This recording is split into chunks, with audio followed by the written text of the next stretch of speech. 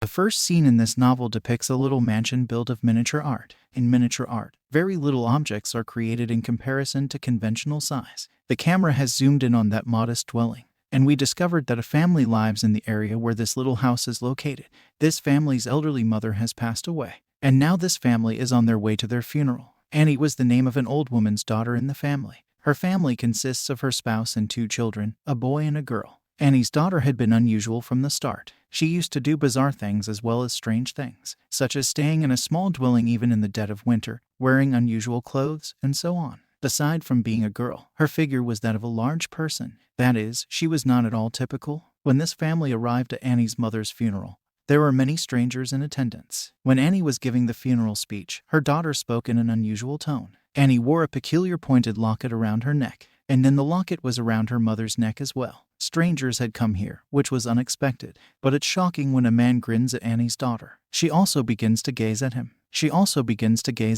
This family returns home after the funeral. Everyone was informed. Annie, for example, was a miniature artist. She also built the first miniature house, but she was often frightened and depressed. Peter, Annie's son, was likewise odd. He was hooked to smokes as well as a variety of other narcotics. Annie's spouse was a typical member of her family until today. Her daughter was the oddest of all. She begs her mother Annie before going to bed at night, "Who will look after me after my granny dies?" The following day, Annie's daughter was in class. Suddenly, a bird flew out the window and banged loudly. As a result, she died. There was a sister in the same class. The method by which Annie's daughter removes the dead bird's neck. Annie's daughter now keeps her head in her pocket after injuring her throat. And as she was walking home, we noticed a woman on the other side, who was often staring at Annie's daughter. This family has now decided to close Annie's mother's room. But first, we were shown a room. There were a lot of bad rituals, therefore there were traces of magic, which were all pointing to demons, or evil and dark magic. Now Annie's husband has received a phone call. Someone has dug up Annie's mother's grave and removed her body. She was worried now that she knew.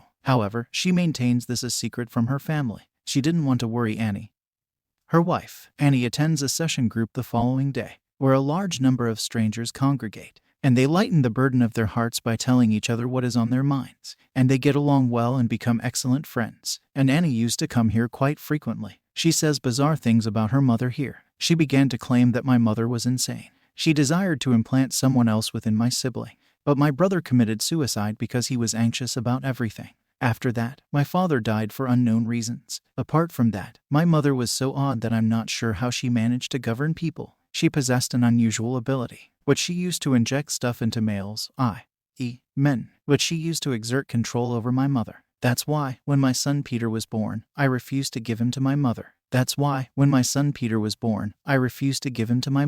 But when my daughter was born, I let her go to my mother because she was a girl. And perhaps this is why my daughter is acting strangely today. She doesn't appear normal. Annie's daughter was now in her room. She was startled by a startling brilliant light, which was pointing her in the direction of a field. When Annie's daughter arrived at the field, she discovered a man sitting in the middle of the fire. Looking at him, it appeared that he was performing some horrible ceremony. Her daughter was staring at him intently. That's when Annie arrived. This draws her daughter in with her. Her friend has now invited Peter to the party. Peter was all set to go. As a result, Annie sends her daughter to the party with him, so that he does not consume alcohol. For example, Peter began having fun with his buddies as soon as he arrived at the party. He also begins smoking there. His sister was becoming restless, so when she comes across a cake while exploring, she eats it, which contained dried fruit. She became ill as a result of her allergy to this dry fruit. She began to suffocate.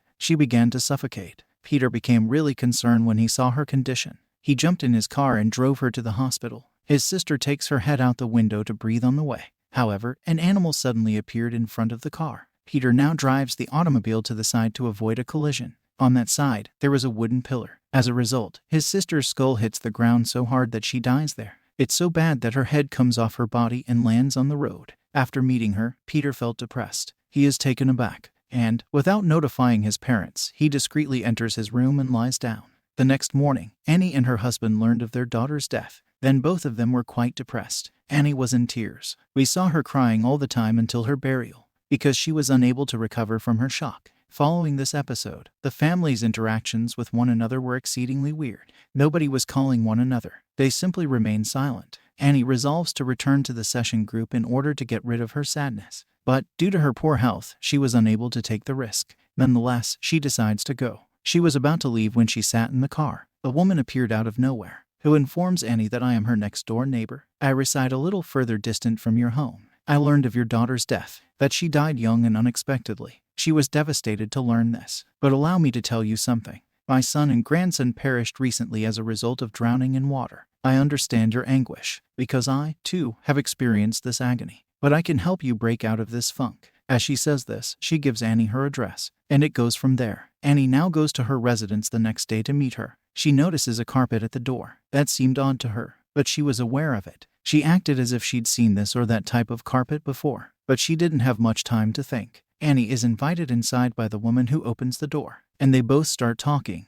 This is how they meet and become buddies. Annie informs me that she is in talks. I've been sleepwalking for many years. That is the disease of sleepwalking. One such day, I was sleepwalking and walking in my sleep, so I was going to douse my children with gasoline and set them on fire. But I came to my senses at the correct time, so I came to a halt. My relationship with my daughter Peter has been strained since that day, because she regards me as her adversary, and I attempted to murder my own children. Annie is doing a small art of her daughter's death as she returns home. That is, her lifeless body was lying on the side of the road, and her head was disintegrating from her body. Her husband is enraged when he sees this. On the same night, as this family was eating at the table, then Peter's lips becomes enraged with Annie. Mama Sana, he claims, is to blame. You insisted on accompanying me, but I'm not sure how she died as we were returning. When Annie heard this, she became enraged, and she began shouting, claiming that everything had happened because of you, because she died while you were with her, so you had to have murdered her. When Annie's husband saw this, he became quite upset. He soothes both of them. It was evident that the distances between this family were growing,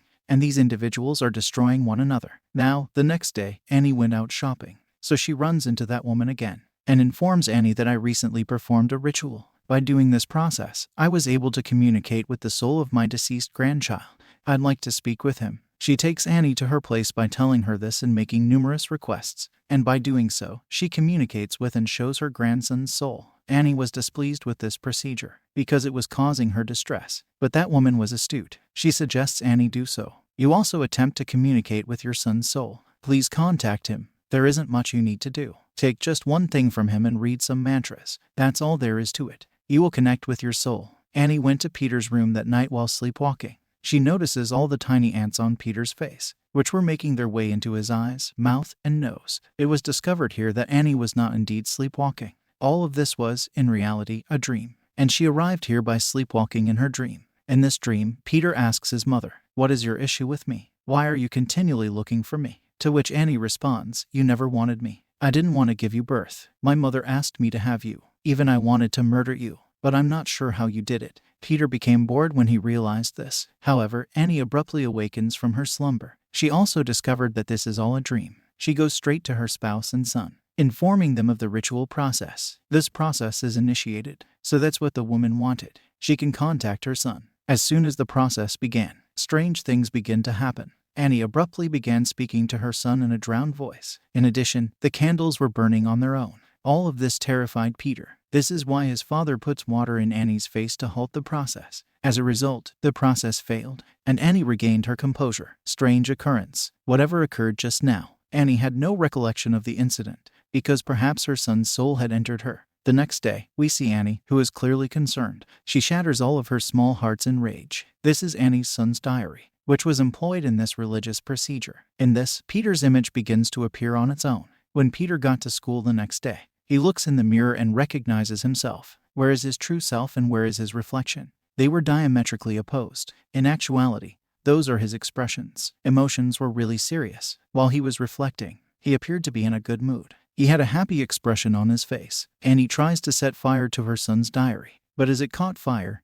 Annie caught fire as well. As a result, she must extinguish the diary's fire. All of this was making Annie quite confused. She was full of questions in her head. To find out the answer, she visits a neighbor's house. She has no neighbors where she lives, but there is also black magic. There is also a photo of Peter, and then there's the ritual magic, was working on his portrait. Now she glances at the carpet at the door once more. Then she recalls, that is similar to this carpet. I was close to my mother. She dashed to her house, and begins going through her mother's belongings, where she receives the same carpet, and in the same style. There are also more carpets available. She was also pointing to certain magical signals. She was skeptical. That's why she looks at the photo book, in which she encounters the neighbor woman and her mother. And this is where things became evident, that she had been working on Annie's mother's signs since the beginning. And now, after her mother's death, she was extremely astute. She was forcing Annie to perform the rite, to achieve any of her objectives. Exactly like her mother, Annie also receives a book, in which there are souls, ghosts, demons, and devils.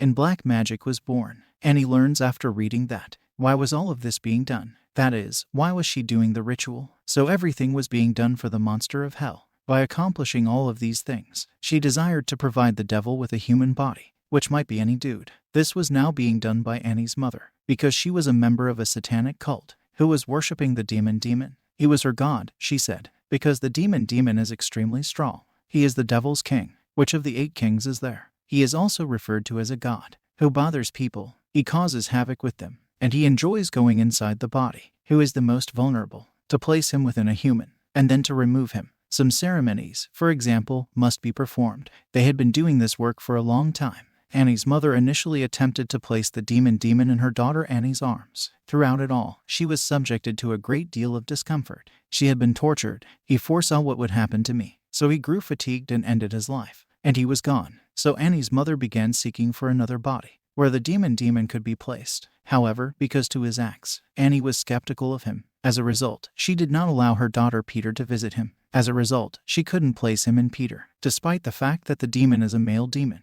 and the physique was male as well. However, Annie's mother placed him in Annie's daughter. This is why she seemed so odd. And she was telling her mother, her grandma thought the boy was royal. He had to be implanted in her body. Then she set her sights on Annie's daughter Peter. So, before she died, she devised a brilliant idea. In such case, her friend, that neighbor lady, was rooting for her. That neighbor lady was attempting to befriend Annie on purpose. Because of her cult's plan, she had to do it and finish it in some way. That is, by embedding the demon's soul within Peter. After learning all of this, Annie inspects her home's attic. Annie looks up into the small room above, where she discovers her mother's body, who was paying attention to the story. As we discovered, that is, Mom's body was removed from her grave. So here's the gist of it, that the deceased body was actually removed by her cult members. Later, after she had been beheaded, she stored it in the attic, because beheading is part of her rite as well. Suddenly, there is blood on the roof. Demons can also become the demon's mark. Along with this, we notice the demon's mark in this house, like on the locket, bed, and carpet. The following day, Peter was seated in class. He then heard a strange voice, with which his body became entangled. He had no idea what happened to him, and he smacks his head against the table. As a result, his nose was wounded. His blood began to flow. Then, after all of this, he became enraged. He was so terrified that he collapsed. He was terrified, seeing his state. The other students in the class become exhausted as well. Then his father arrives at school and returns Peter home, seeing his nose was broken. Annie is likewise in a nasty mood. Annie tells her husband everything she knows about her mother, guilt, and demon. But she does not believe any of this. She believes she has gone insane. She's going insane. Whenever she says things like that, Annie is now trying to persuade her hubby again and over. Please destroy our daughter's diary, because that is the only method to communicate with the monster. So as soon as she burns it, everything will be good. Her husband, however, refuses, because it is evident that doing so causes Annie to burn. But instead of listening to her, Annie throws the diary into the flames. So instead of Annie being burned this time, her husband is injured. Even after a lot of extinguishing, it didn't go away, and it was getting worse, and she perishes as a result of the fire. Peter came to his senses as well, and then he discovers that my father died as a result of a fire. Then he becomes really depressed. Suddenly, anything can happen to Annie, and she chases him down, determined to kill Peter. Annie had been possessed by the demon. He was now entering her body and commanding her. Peter is terrified when he sees this, and, in order to save his life, he fled, and into the attic to hide. Outside, like Annie, she is powerless. She begins slamming her head against the door. Peter discovers his grandmother's deceased body in poor condition while in the attic. He then pukes on his mother, who was about to cause her throat harm. There were quite a few individuals standing here, who were dressed in nothing, and they were paying close attention to Peter. Peter became terrified. He shatters the glass and dashes outdoors. Suddenly, a dazzling light enters his body. This light was identical to the one that surrounded his sister. As a result, we concluded that the demon had finally taken over Peter's body, and he's already entered it. After that, Peter gets up and notices his mother in an unusual state. That is, she was flying through the air, heading for the small home outside. He also visits the house. There are many worshippers of the monster here. They all kneel in front of Peter, because the demon Pemin had infiltrated him, and now she considered him to be her god. Then the adjacent lady arrived, who was overjoyed, because she had been planning this for years. It was finished today. She had discovered the demon Pemin's body. Peter is the same way, who she desired. She dresses Peter in a crown, and she refers to him as Demon Pemin. As soon as this occurs, everyone begins chanting Pemin, because she had been worshipping him for years. He was in front of her today. Within Peter, the entire cult rejoices in their achievement, and with that, the film comes to a close.